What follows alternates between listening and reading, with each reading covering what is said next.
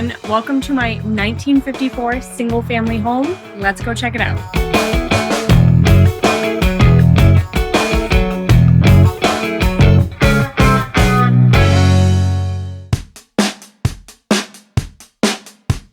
So this is definitely one of our favorite community parts of our home. We have a wood-burning fireplace that we use all winter long, built-ins that are original to the home. So this is where I keep my knickknacks, picture frames, everything that's important to me. So if you look closely, this is actually a photo of this house being built. And pictured in the photo is my mother and my uncle when my grandfather and great-grandfather were building this house. So this is something that we share with guests that come over and we talk about often. So I am super sentimental. So a lot of the things in my home that mean the most to me come from my parents. My mother was an artist and she was also a teacher. So I like to think that I got a lot of my abilities and education skills from her. This was a painting she painted in 1981, which is by Leonardo da Vinci, and we talk about it all the time with people that are visiting. I love to show it and I love to talk about her.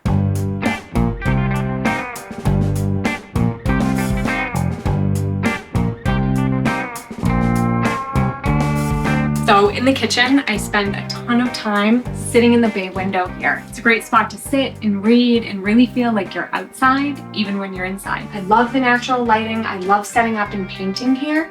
It's just a really nice spot with all of the windows to have a great view while you're working. So when I have a big vending event coming up, you'll see this table completely full with my items. You'll also see a lot of vintage things. I love going antiquing. I love going thrifting. This is one of my most recent finds. That's one of my favorites, a vintage print. And you might also see a vintage boot match holder or two. We also have a pet and he's a jumping spider. This is where he stays. This is his little terrarium with his plant lights. He's a great pet to have and he comes back and forth with me to my classroom. Arguably the most important part of my house is my coffee nook here. This is what keeps me running. It's also original to the house. I love the built-in lighting. So this room right here is probably the room that I spend the most of my time in.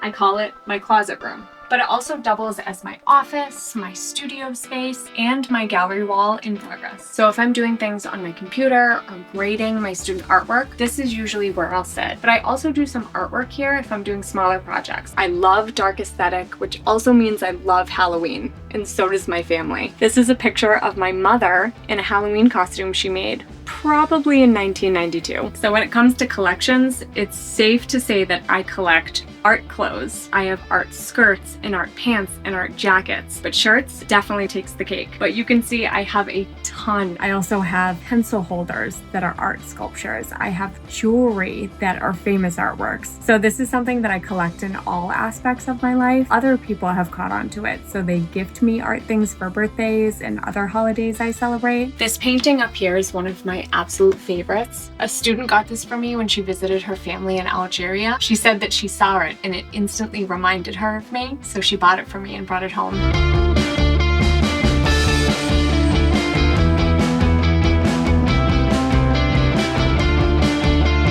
All right, everyone, that's it for my home. Thank you so much for coming, and I will see you soon. Hi, everyone. Welcome to my classroom, my home away from home.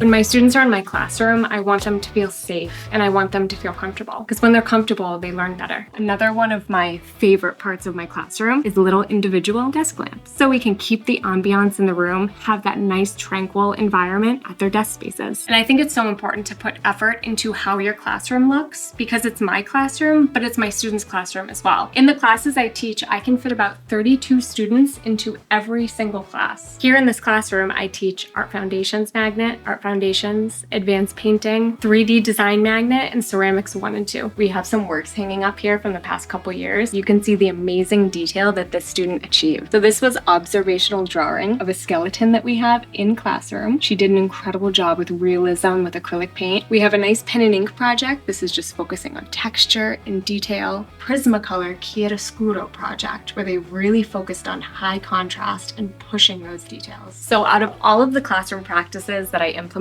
if you had to ask me my favorite one, I would say it's my tiger. What this tiger is my fast pass. Students know if they need to leave the room quickly, if they need to use the restroom or go to the nurse, they can grab this tiger and that will cover them as their pass. Another thing that's been unbelievably useful is my bathroom list number system. When students come in, if they immediately need to leave the room to use the restroom, they come in, they grab the number 1, and they're gonna be first in line to go. Following students that come in, grab number 2, number 3. That way I can just call out to the room, who has number 2? You're good to go. So a big thing about my classroom is I think organization is so important. You can see that I heavily rely on my label maker for this. This way, if I need something quickly, I don't have to think about it. I can open this up and I can see what I need immediately. Students are also able to see this. I would always suggest buying a label maker. This thing saves my life as a teacher. So like I said before, lots of storage is in my classroom, and it works to our advantage so much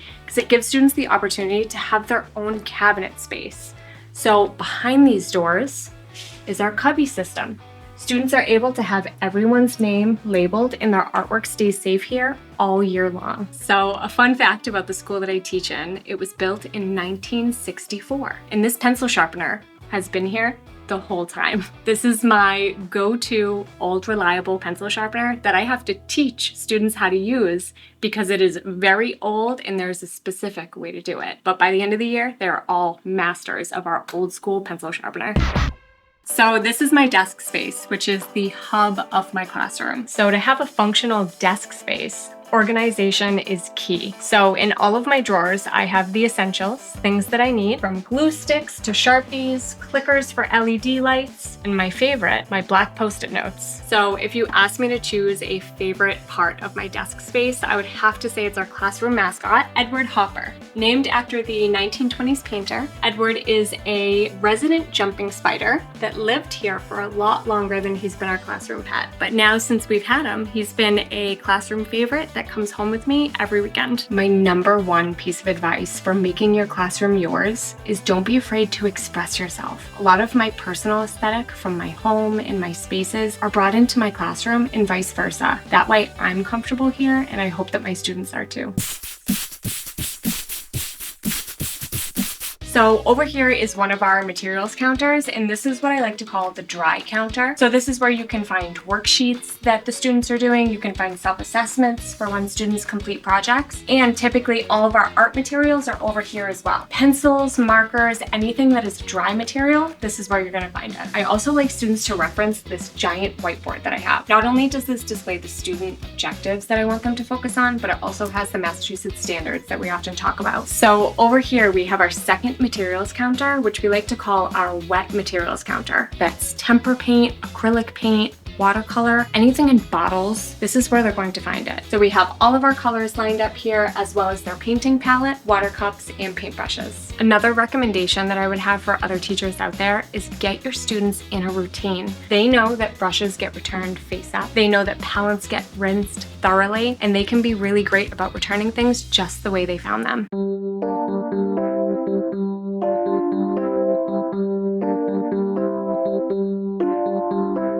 This is our ceramics corner, where students can go to throw on the wheel, find their clay supplies. And as you can see, there's a lot of storage around this area too. So our classroom has 3 floor wheels and 2 table wheels. So the key to us having a successful ceramics station in our classroom is storage. Behind these curtains, because I like to have everything closed away, is tons of shelving systems that students can store their work. We also have table boxes for our specific seating in the room so they can keep their tools in here and be responsible by the table. Over here, we also have our storage shelves with our labeled clay tools, some paintbrushes, sponges, extra clay down here. Each student that does ceramic has their own tray that's labeled with their name. That's what their work stays on to transport across the room. So this is where everything in ceramics gets finalized. So we have our kiln supplies over here. We have underglaze. We have everything we need to really finish off the pieces. We also have all of our glazes up here that are color coordinated so students can find them easily and also return them easily. In our classroom, our kiln is on the smaller side, which means teaching 3D design, Ceramics 1 and Ceramics 2, we do a lot of firings here. So a bonus area of our ceramics corner is this little nook right here.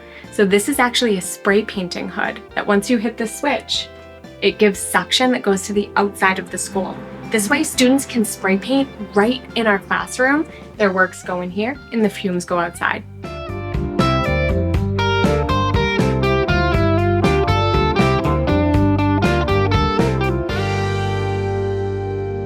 All right, everyone, that's it for my classroom. Thank you for coming, but it's time to go.